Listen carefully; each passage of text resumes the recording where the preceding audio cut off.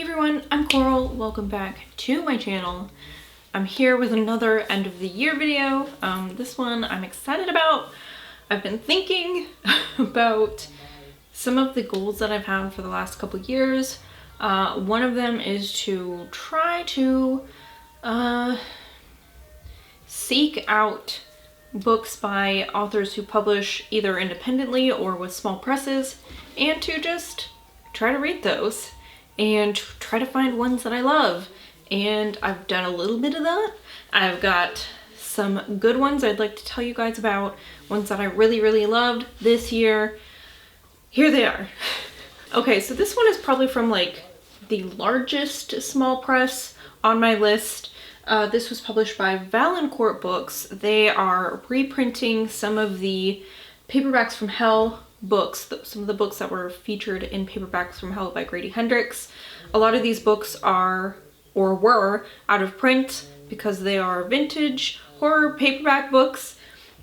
So it's been really exciting to see the ones that they've been able to reprint, because obviously, you know, they have to get permission from whoever owns the rights to these books at this point. Some of them, you know, were written 40, 50 years ago. This one was published in 1985 originally. This is When Darkness Loves Us by Elizabeth Engstrom, and this has two novellas in it. The first novella is When Darkness Loves Us, the title story. Is that what they call it? The title story? It's not title sequence, that's a song. Anyways, it's called When Darkness Loves Us. And this is the shorter of the two novellas. And it was very unsettling. It is about a woman who, on her family's property, gets trapped in like this cave system somehow. And she gets locked in there on accident, and she's trapped for years and years and years. And what happens down there, you'll have to read and find out. I don't want to tell you too much about this because it is a short story. It's a little bit explosive. I don't even want to tell you like what type of a story it ends up being, because I think that the way this story unfolds is just so interesting and strange and really unlike anything I've ever read. So the second story is called Beauty Is, and this one is a little more lengthy than the first novella, but this is about a young woman named Martha, and she was born with some birth defects, and she is now living alone. She's not elderly, and I'm not even sure if they give exactly what her age is, but she is probably, I'd say, in like her 40s or 50s. Both of her parents have died.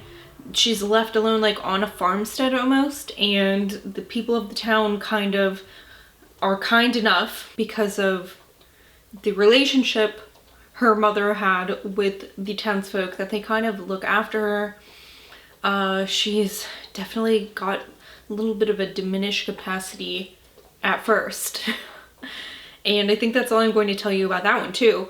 That one is less of a horror story, I think, than the first one, but it was still just so interesting, and I just could not wait to see where the story was going.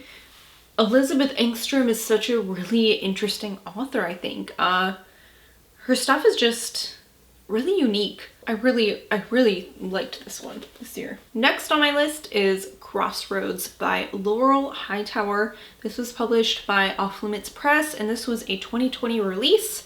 This is another novella. In fact, all of these are technically all novellas. This is a book I've talked about a couple times on my channel because I think it was so spectacular. This is about a woman named Chris, and we're visiting her about a year after her 20-something son, Troy, dies in a car accident. She goes often to the place where he died. She's kind of set up a memorial site for him, and she likes to visit him there rather than his grave, because she feels more connected to this place where this tragedy happened. And one day she's there visiting the little site she set up, and she has a cut on her hand, and while she's cleaning off his little memorial that she's made. Her cut breaks open and she bleeds into the soil. And she doesn't really think anything of it, of course. But later that night, she thinks she sees something that looks like her son out on the street, under a street light. The story just really takes off from there, and it is a story that is really heavy with grief. One of the most horrible things I could ever imagine being a mother is losing my child, like no matter how old she might be, you know, it's just awful, terrible and awful. And this really goes into like, how far would we go to see somebody we love who has died? How much of ourselves would we give? And this was just really such a spectacular book. I cannot wait to read more of Laurel's stuff, and it's not just because our names rhyme. She's got a great name. What can I say? Next, I'd like to talk about We Need to Do Something by Max Booth III. This was published by the press that Max himself runs, Perpetual Motion Machine Publishing. It's a mouthful, but this book is, I mean, first of all, the artwork really draws you in, I think. This is a story about a family who is trapped in their bathroom after a tornado. This cover really embodies exactly like how the sky looks before there's a tornado. It's absolutely fascinating and horrifying. So this family, I mean, this is where this book takes place, in this tiny bathroom. 4 people stuck in a bathroom. There's a mother and a father. They have a very tempestuous relationship. They are like, they probably need a divorce. Then there is a teenage daughter and her younger brother. And the daughter thinks that she might have done something to cause this storm. And she kind of hints at it at first. And you don't really understand why. So I'm not going to tell you why. But it is a really interesting, the dynamic of them really being just physically stuck in this bathroom. And like, what the fuck do you do? It's horrifying because it is steeped in something, you know, it's steeped in reality. It's something that could happen potentially to a lot of people who might even be watching. We don't really get tornadoes where I live now, but I grew up in the Midwest, and that was, you know, something that you had to worry about. You had to know where you could go to be safe from something like that.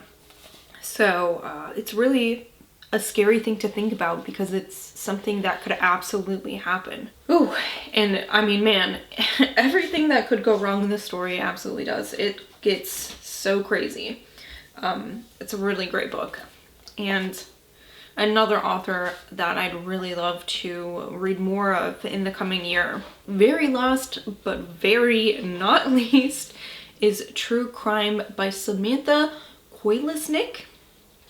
I'm pretty sure that's how you pronounce her last name. I knew I had been saying it wrong when I've talked about this book. This is by Grindhouse Press. That's who put out this book. And this was Samantha's debut novel, and boy, is it a fucking kicker. This has trigger warnings for almost anything you can imagine. Child sexual abuse, incest, animal death, just like violence and suicidal thoughts, and just like so many really horrible, awful things. But I am not at all saying that this is a horrible, awful book, and I don't think that any of the bad things in this book are gratuitous.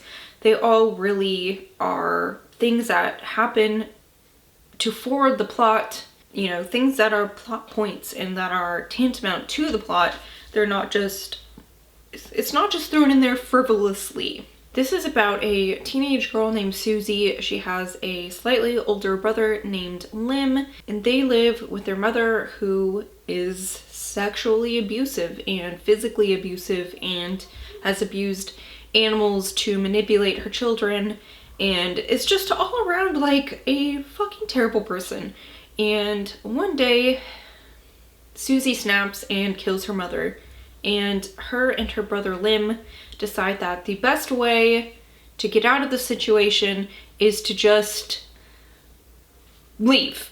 And so they do, and it kind of starts this almost a murder spree, kind of. But it goes much further than that, and it's not just a crazy book about these kids killing people. It's a really super sad and emotional book. Man, it's very emotional, and there are so many quotes in this book that really spoke to, I don't know, just what I've experienced in my life. Not any of this really crazy like incest or, you know, anything like that, physical abuse, but just the insight that this character has to some of the ways that women are treated in our society they're just really insightful, and things that made me think. And it's crazy because this is like a gnarly horror novel, and it made me think a lot. It made me have to do some self-reflection. This was a fantastic book. This is another one that came out in 2020. Yeah, this one came out early 2020. I remember I bought it and I let it sit for quite a few months, and I'm really kind of kicking myself that, I mean, I did get to it, but I really wish I would have read it sooner, I think. It was just such a really emotional, dark, trying read that was really rewarding, and ended up being one of the best books I've read this year. By the way, We Need to Do Something was also published in 2020. So these three new releases, this one a couple years old. Those were the best small press books I've read this year, and man, I could not recommend them enough. Every single one of them. I think that these three, you should probably read a synopsis for yourself before you decide whether or not to pick it up, just because they all deal with really heavy topics. I think possibly that's why they ended up being some of my very, very favorites, like overall of the year too, is because of like the grief and the anguish and the really dark, gritty, emotional stuff that happens in these books. So content warnings definitely on all of these, but I'm not saying avoid them. I'm saying like run toward them, but make sure that you're prepared. That's all I have today. Thank you guys so much for watching. Check out those books. They were so, each and every one of them, so good. Thank you for watching. I'll see you guys later. Let me know what your favorite small press indie author books that you read this year. They don't have to be published this year. Those ones just happen to be published this year, but overall, what were your favorites that you read this year? Let me know. Thank you so much. I'll see you guys later. Goodbye.